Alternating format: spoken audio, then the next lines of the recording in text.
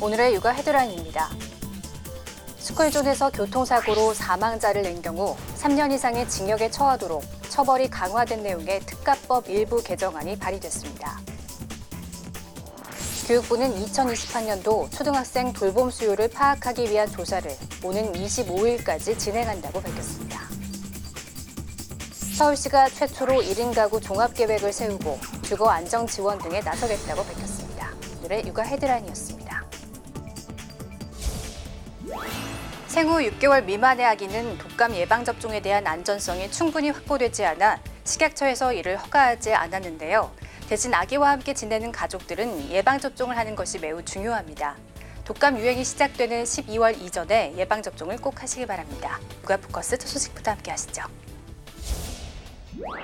더불어민주당 강훈식 의원은 어린이 보호구역 내 교통사고에 대한 처벌을 강화하는 내용의 특가법 일부 개정안을 발의했습니다. 개정안은 어린이 보호구역 내에서 교통사고로 사망자를 낸 경우 3년 이상의 징역에 처하고 음주운전이나 중앙선 침범과 같은 중과실이 원인일 때에는 최대 무기징역까지 선고가 가능하도록 했습니다. 법 개정은 지난달 11일 충남 아산의 한 어린이 보호구역에서 9살 김민식 군이 교통사고로 사망한 사건을 계기로 추진됐습니다. 민식 군의 부모는 국회 기자회견에서 다시는 이 같은 사고가 없어야 한다면서 법안 통과를 당부했습니다. 2020학년도 초등학생 돌봄 수요를 파악하기 위한 조사가 진행 중에 있습니다. 교육부는 오는 25일까지 현재 초등학교에 재학 중인 학생과 내년 입학 예정인 유치원 어린이집 재원 예비 취약 아동 학부모들을 대상으로 모바일 돌봄 수요 조사를 한다고 밝혔습니다. 조사를 통해 파악된 전체적인 수요 조사 결과는 내년 새학기 초등돌봄 계획 수립에 활용할 계획입니다. 이번 설문을 통해 자녀 돌봄이 필요한지 여부와 함께 시간, 희망하는 서비스 유형도 조사할 예정입니다. 주로 홀로 사는 노인들을 대상으로 한 돌봄 서비스는 지금 아무리 여러 가지가 필요해도 하나를 받으면 다른 하나는 받을 수 없는 경직적인 형태였습니다. 하지만 앞으로는 노인 관련 서비스를 통합해 필요에 따라 받을 수 있게 되는데요. 달라지는 노인 돌봄 서비스에 대해 전해드립니다. 기초생활수급 대상자인 78살 방향순 씨. 매주 안부를 확인하고 후원을 연계해주는 노인 돌봄 서비스를 받고 있는데 허리를 수술한 뒤로는 거동이 힘들어 가사나 이동 지원이 필요한 상황입니다.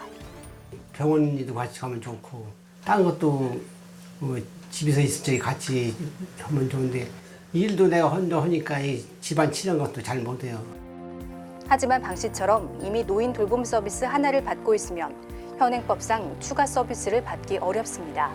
이 문제를 풀기 위해 제각기 운영되는 여러 노인 돌봄 사업이 노인 맞춤 돌봄 서비스 하나로 통합됩니다.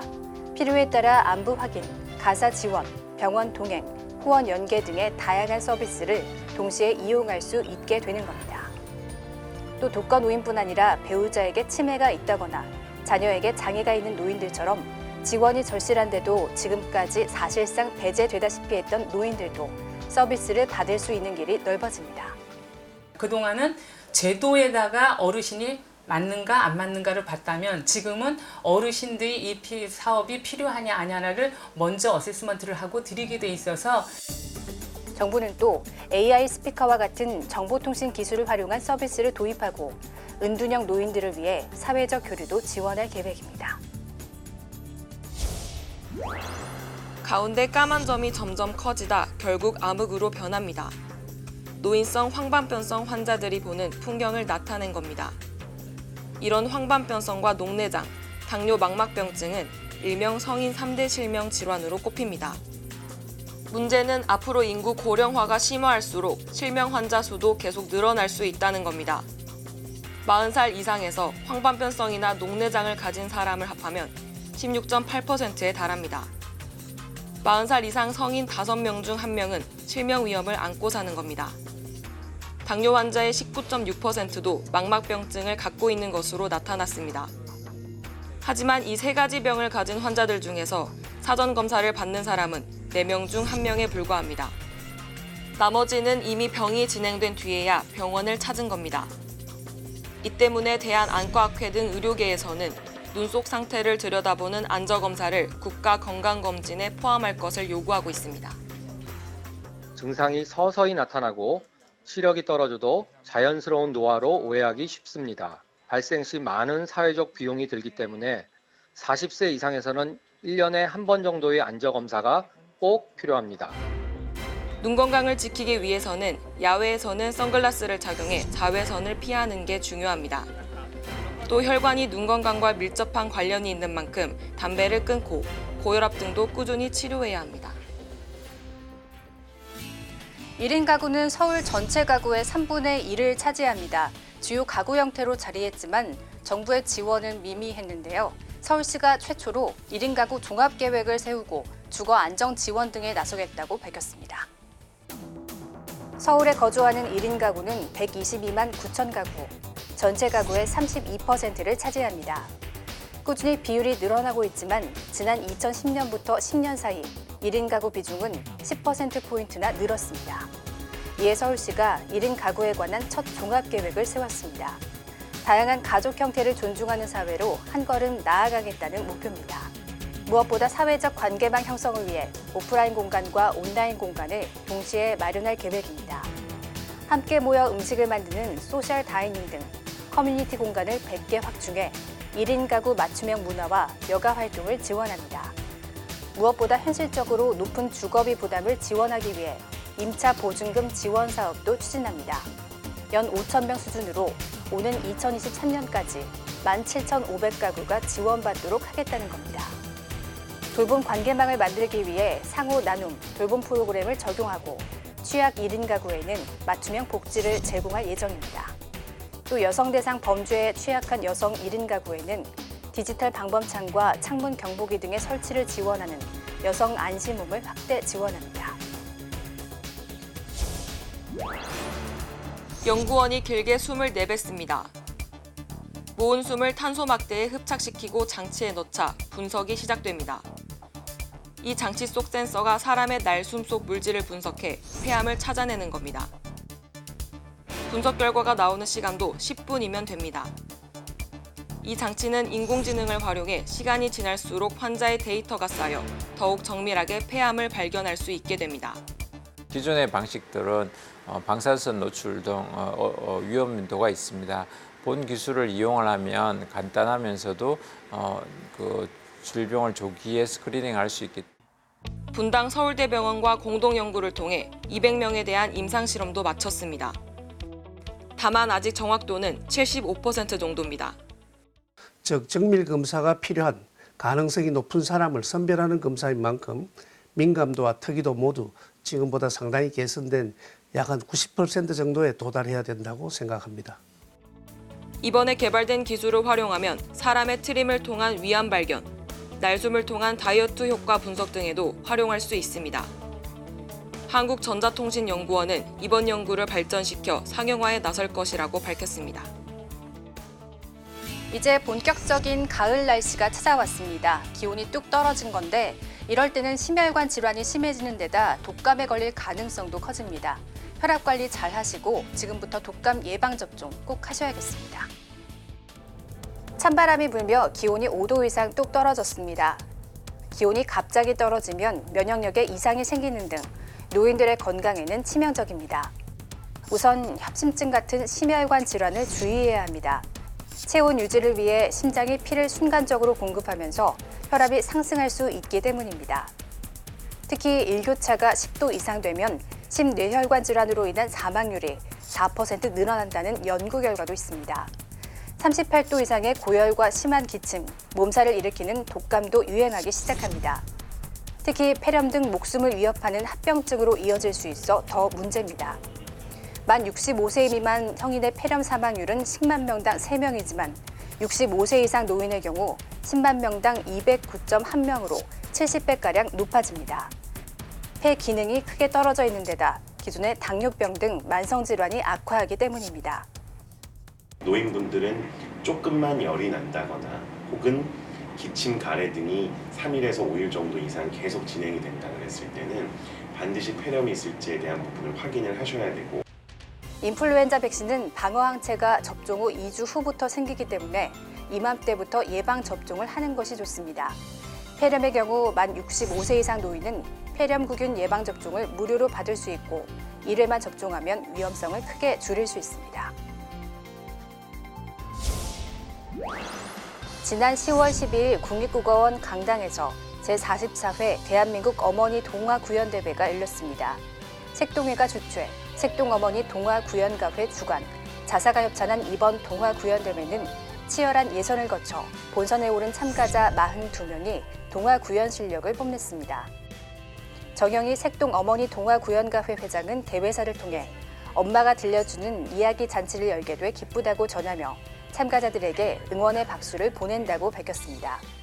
1978년에 창립된 색동어머니 동화구연가회는 방정환 선생님의 어린이 사랑, 나라 사랑의 뜻을 받들어서 동화를 통해서 어린이들에게 꿈과 아름다운 정서를 심어주고 그리고 그 정서를 통해서 행복한 세상을 만들기 위해 목적을 두고 있습니다. 지금 전국 지회와 함께 저희들이 열심히 봉사하고 있는데요.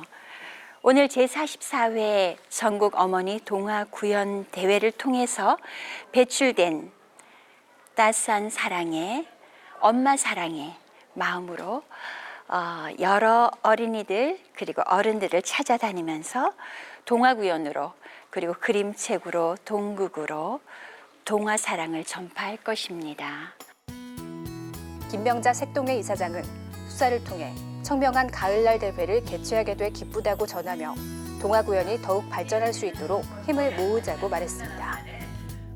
자사 조혜진 이사장은 축사를 통해 미래의 주역인 어린이를 위한 동화구연이 널리 보급돼 어린이들의 인성함양의 밑거름이 되길 바란다고 밝혔습니다. 대회는 본선 참가자가 각자 준비한 동화를 4분 동안 구연하는 방식으로 이루어졌는데요. 대회 참가자들은 아직은 부족한 실력에 많은 이들 앞에서 동화 구연이라 가끔 실수를 하기도 했지만 동화 구연에 대한 열정만큼은 누구에게도 뒤지지 않는 모습을 보였습니다. 이번 대회의 대상인 여성가족부 장관상은 난 돼지가 아니야 동화를 구현한 박채윤 씨가 수상의 영광을 차지했습니다. 색동어머니 동화구연가회는 이번 대회를 통해 동화구연이 널리 확산되는 계기가 되길 바란다고 전했습니다. 지난 10월 10일 임산부의 날을 맞아 예비 엄마가 행복해지는 세상 만들어요를 주제로 기념 행사가 열렸습니다.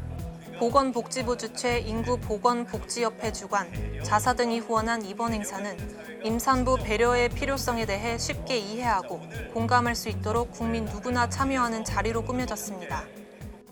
10월 10일은 매년 열리는 임산부의 날입니다. 오늘은 보건복지부와 함께 인구보건복지협회가 임산부들이 겪는 어려움들을 함께 나누고 들어보는 기회를 마련하고 또 시민들이 누구나 임산부 배려 캠페인에 참여할 수 있도록 기획했습니다.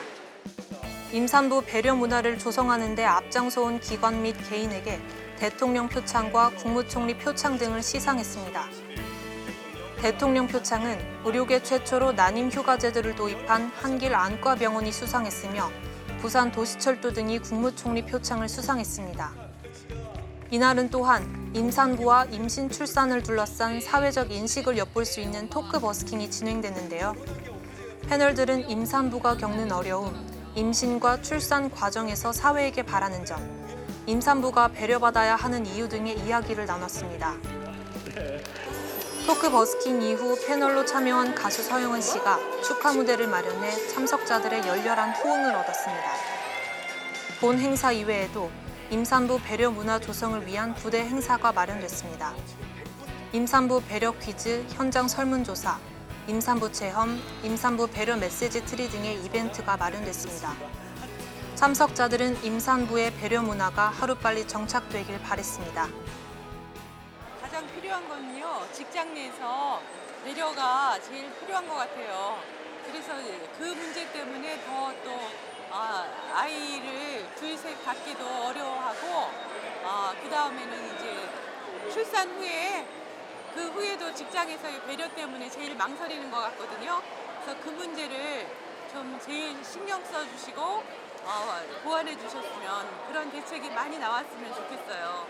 임산부석이 많이 비어있지 않는 경우가 종종 있는데 출퇴근 시간 바쁜 시간대는 크게 뭐 힘들다라고 이해가 되지만 이제 뭐 한산한 시간대는 그래도 조금 비워주는 게 낫지 않을까 싶은 마음이 생기는 부분이 있고요. 임산부 배려문화 조성을 위해 보건복지부에서 제작한 웹툰 동영상 잠시 감상해 보시죠.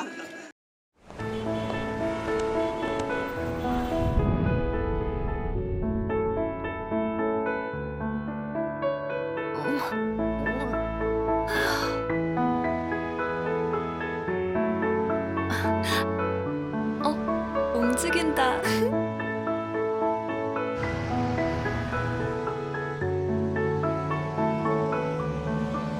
정말 다행인 건 여기 앉으세요. 여기도 자리 있어요. 나와 아기를 배려해주는 이름 모를 당신이 있다는 것. 어지러워. 안 들어가세요? 일정이 촉박해서요. 애가 또. 김대리가 승진톡소인데요. 나도 소맥 좀 먹는데. 애가 또. 어제 다 못한. 아침부터 또. 이거 힘들겠다. 정말 다행인 건 힘들면 임신기간 단축 근로자 쓰고 일찍 들어가. 맞아. 우리 아내도 둘째 때 도움 많이 받았어. 나와 아기를 배려해주는 동료가 있다는 것. 줘, 내가 버릴게. 우리가 좀 빨랐네. 내가 할게. 쉬어. 아니야, 같이 해. 정말 다행인 건 이번 명절 음식은 간단하게 하기로 했다. 임신 중이니 힘들게 오지 말고 집에서 건강 챙기면서 쉬렴. 나와 아기를 배려해주는 가족이 있다는 것. 그렇게 우리는 우리의 내일을 함께 키우고 있습니다.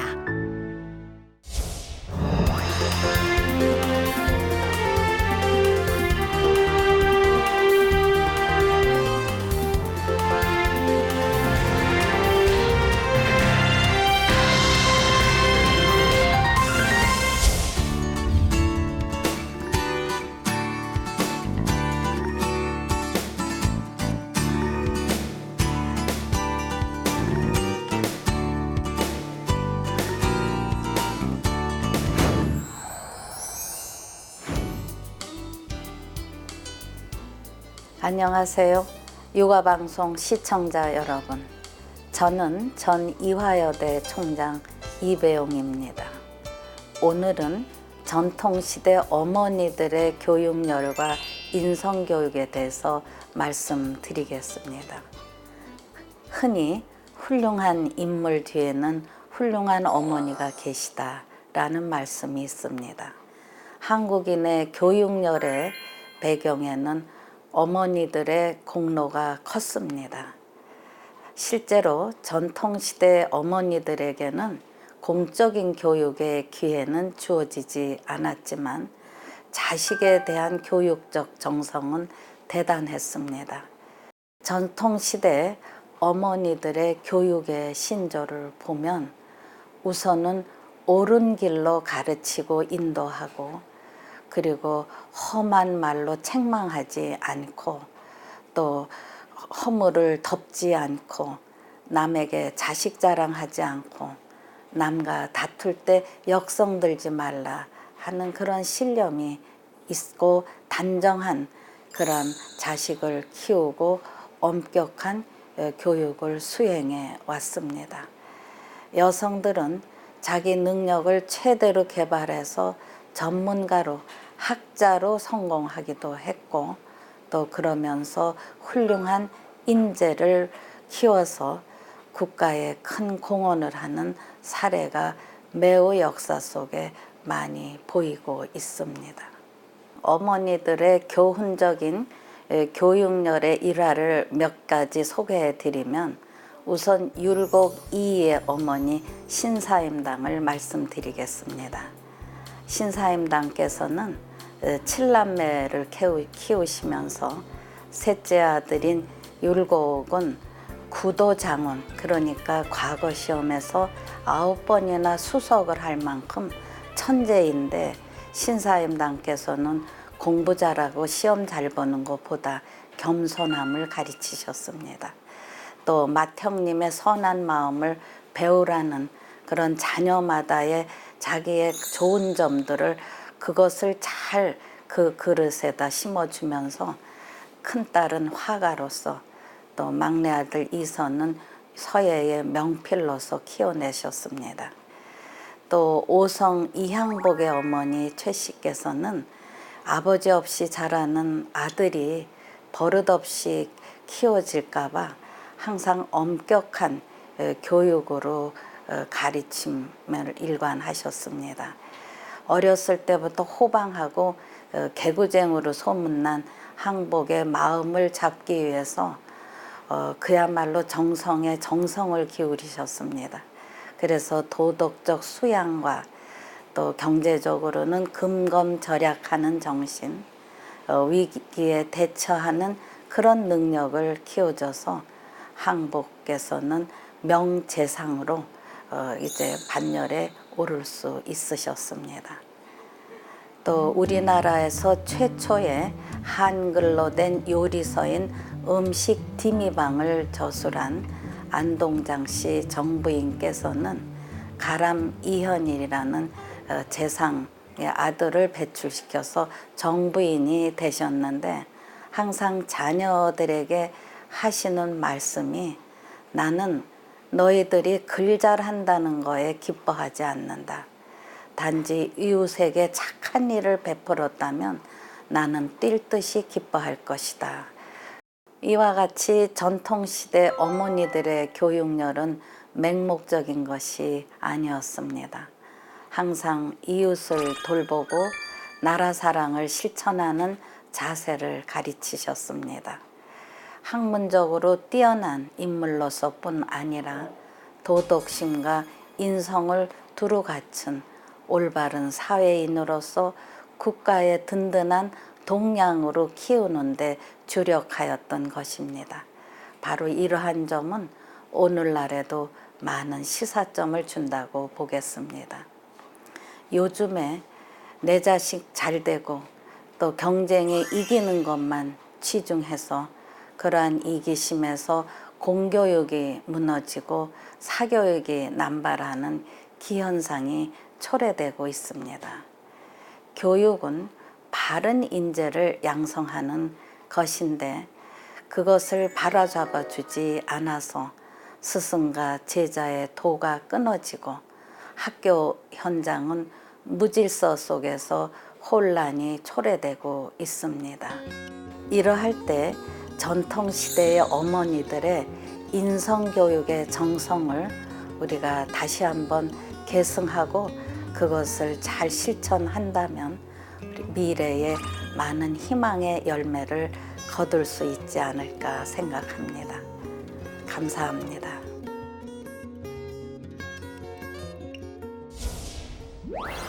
임신과 출산 후 여성의 몸은 근육과 뼈 등이 상당히 이완된 상태가 됩니다. 따라서 출산 후 3개월까지 특히 더욱 신경을 써서 관리해야 회복 속도가 빨라질 수 있는데요. 이 시기에 무리하면 산후풍 같은 후유증이 심해지고 몸 건강이 약해집니다. 육아의 부담 또한 엄마에게만 지우지 마시고 산모의 건강을 챙겨주시기 바랍니다. 육아 포커스 마칩니다. 시청해주신 여러분 고맙습니다.